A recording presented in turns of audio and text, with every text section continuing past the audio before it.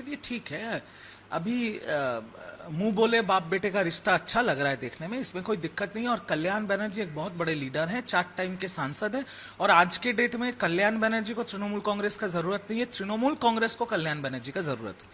तो अभिषेक बनर्जी जी ने white flag दिखाया है, कल्याण बनर्जी ने माफ कर लिया है, बढ़िया बात है। पर कल्याण बनर्जी जी ने जो बात बोला था, लोकसभा के सांसद जो बोल रहे हैं, विधायक जो बोल रहे हैं, हम लोग जैसे कार्यकर्ता जो बात बोल रहे हैं कि तृणमूल कांग्रेस का इस हालत के पीछे का कारण है अभिषेक बनर्जी, वो बात खत्म नहीं होती है और वो बात रह जाती है।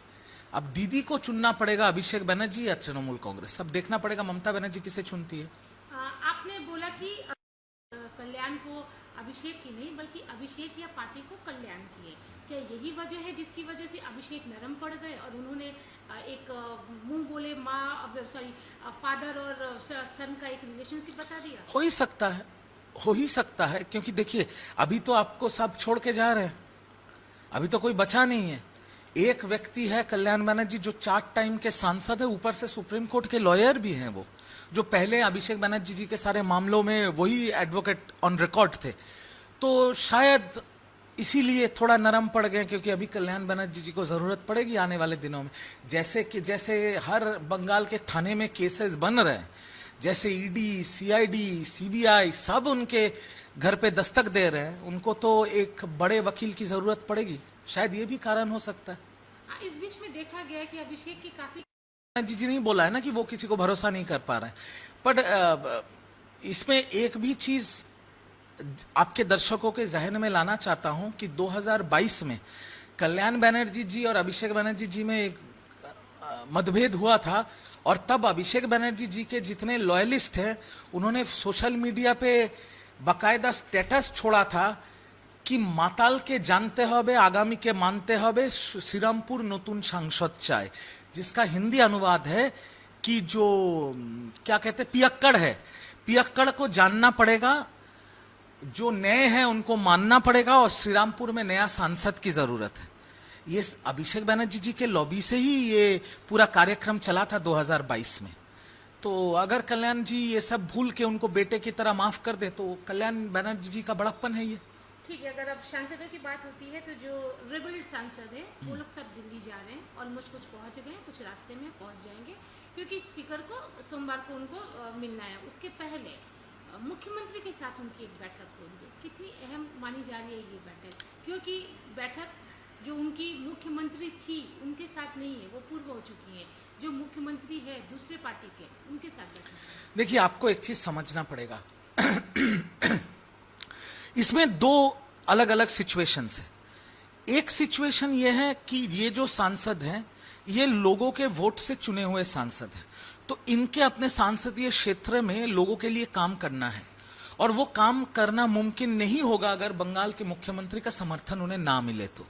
और दूसरा कारण ये है कि एनडीए की जो सरकार है, कुछ ही दिनों पहले विमेन रिजर्वेशन और डिमिलिटेशन बिल वो ला नहीं पाए, वो टेबल किए थे पर ला नहीं पाए क्योंकि उनको वोट्स मिले नहीं।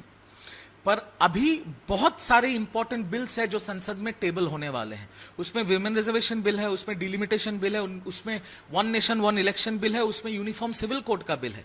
तो देश के हित में जो बिल है उनको समर्थन चाहिए संसदों के वोट का, और उसके लिए अगर ये जो बागी तृणमूल के सांसद हैं, अगर वो बंगाल के मुख्यमंत्री जो भाजपा के मुख्यमंत्री है शुभेंदु जी, उनके साथ बात करें या भाजपा के साथ बात करें या भूपेंद्र यादव जी के साथ बात करके अगर एक सम्मति होती है कि देश के हित में हम काम करेंगे और हमें जो जिन जनताओं ने वोट देके हमें भेजा है उनके हित में हम काम करेंगे, और उसके लिए देश के लिए जो जो बिल टेबल किया जाएगा उसमें हम समर्थन देंगे, तो ये तो बीजेपी के लिए विन विन सिचुएशन है, क्योंकि उनको तो ये सांसदों को बीजेपी में लेना भी नहीं पड़ेगा और वो वोट भी दे सकते हैं या वोट से इनकार भी कर सकते हैं। दोनों तरीके से फायदा तो एनडीए सरकार को ही होगी और देश का फायदा होगा, तो ये तो हर जगह से विन विन सिचुएशन। आपने जैसे बिल की बात की, बिल बोलिए या फिर क्वेश्चंस की बात करें, तो ऋतु व्रत जो है उन्होंने भी ये बात कही कि 0 आवर के जो क्वेश्चंस होते थे या फिर बिल प्रेजेंस जो होता था,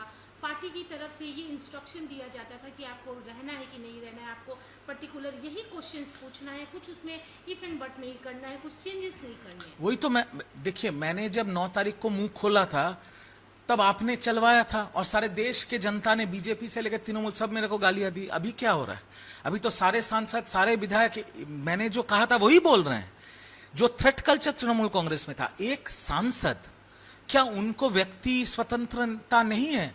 क्या उनको अपनी बात रखने की जगह नहीं होनी चाहिए?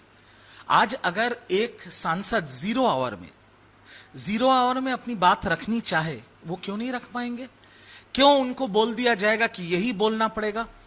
और ऋतुव्रत बंदोपाध्याय तो थे राज्यसभा में। राज्यसभा जो तृणमूल कांग्रेस की चलाते हैं, क्विज मास्टर, वो तो सोचते हैं कि राज्यसभा उनकी बपौती है। वो तो सोचते हैं राज्यसभा उनकी बपौती है। सुखेंदु शेखर राय, जिन्होंने आज इस्तीफा दे दिया, इतने सीनियर एमपी, इनको लास्ट बेंच में बिठाते थे। इनके साथ ऐसी बदतमीजियां होती थी, सबके साथ ऐसी बदतमीजी वो करते हैं। और अभी सब लोग इसीलिए मुंह खोल रहे हैं क्योंकि भय खत्म हो गया, सत्ता परिवर्तन हो गया बंगाल में। अभी थ्रेट कल्चर अभिषेक बनर्जी और क्विज मास्टर का चलेगा नहीं। अभी संसद जो उनका दिल कहेगा, जैसे रिजू दत्ता एएनआई के सामने वही बोल रहा है जो उसका दिल कह रहा है, उसका दिल मान रहा है, मैं वही करूंगा जो मेरे देश के हित में होगा। तो उसी तरीके से जो सांसद इतने दिनों से डर के वजह से चुप बैठे थे, आज वो अपनी दिल की सुन रहे हैं, वो देश के हित में काम करना चाह रहे हैं। इसमें गलत क्या है? कल्याण बनर्जी ने बोला है कि कांग्रेस के साथ में मर्जर नहीं हो रहा है, इसे कैसे देखते हैं? देखिए, वो मुमकिन नहीं है होना, क्योंकि अगर आपको एक पार्टी को मर्ज करना है दूसरी पार्टी के साथ, आपको उस पार्टी के 2/3 अंश को मर्ज करना पड़ेगा। तो अगर ममता दीदी या अभिषेक जी ये फैसला ले कि हमें कांग्रेस के साथ मर्ज भी करना है, उनके साथ तो कोई है नहीं। लोकसभा के सांसद 2/3 सांसद उनको छोड़ चुके हैं, विधानसभा के 2/3 विधायक उनको छोड़ चुके हैं, और जितने पोर्टफोलियो के कार्यकर्ता थे, जैसे मैं राष्ट्रीय प्रवक्ता था या जो भी पार्टी के यूथ या छात्र के नेता थे, वो तो या तो भाग गए हैं या उन्होंने दूसरी पार्टी में साइन कर लिया है। तो अब मर्ज करेगा कौन? सिर्फ ममता दी और अभिषेक? ये तो नहीं हो सकता। या तो उनको कांग्रेस ज्वाइन करना पड़ेगा, या कांग्रेस अगर दिलदार हो तो उनके साथ गठबंधन करेगी। मर्ज तो हो ही नहीं पाएगा। ये जो पूरा सीन चल रहा है उसमें क्या आपकी क्यों नहीं होगा? क्यों नहीं होगा? 15 साल से मैं जिस पार्टी में था, उस पार्टी में ये जो सांसद है या जो विधायक है, उनके साथ तो मेरा व्यक्तिगत रिश्ता है ही। बहुतों के साथ मेरा बात हुआ है और बहुतों के साथ मेरा बात हो भी रहा है, बट उनका नाम मैं आपको नहीं बता सकता, वो ब्रीच ऑफ ट्रस्ट हो जाएगा। एक और चीज कि ममता बनर्जी ने डोरिना क्रॉसिंग में जब धरने पे बैठी थी तो उन्होंने एक बयान दिया था जो एक कम्युनिटी को टारगेट किया था, उसके खिलाफ एफआईआर हो गई है। इसे क्या बोलेंगे? ये बयानबाजियां जो थी काफी हावी पड़ी टीएमसी के ऊपर। वो एक बयान दीदी का एक बयान 2026 का जो विधानसभा चुनाव था, उसमें हम 50% हार चुके थे सिर्फ उस बयान के वजह से। उस बयान के वजह से बंगाल के 80% हिंदू एकजुट हो गए। बंगाल की मुख्यमंत्री स्टेज से ये कह रही है कि अगर मैं हट गया तो एक कम्युनिटी तुमको घेर लेगा। ये कह सकते हैं। मैं भी दरीना मंच पे, जब दीदी ने ये बात कही थी, मैं मंच में शामिल था और मेरे बाजू में जो 3-4 विधायक बैठे थे, उनमें 2 मंत्री थे। मैं उनकी शक्ल देखने लगे और मैं उनसे पूछा क्या बोल गई ये? वो मंत्री तक मुझे बोल रहे थे, यार ये क्या बोल गई दीदी। उस टाइम हमें नहीं पता था, अभी समझ में आ रहा है कि उसका खामियाजा कैसे भुगतना पड़ा पार्टी को। उस एक बयान की वजह से 50% विधानसभा चुनाव हम हार गए थे, और उस एक बयान की वजह से बंगाल के 80% हिंदू एकजुट हो गए तृणमूल कांग्रेस के खिलाफ।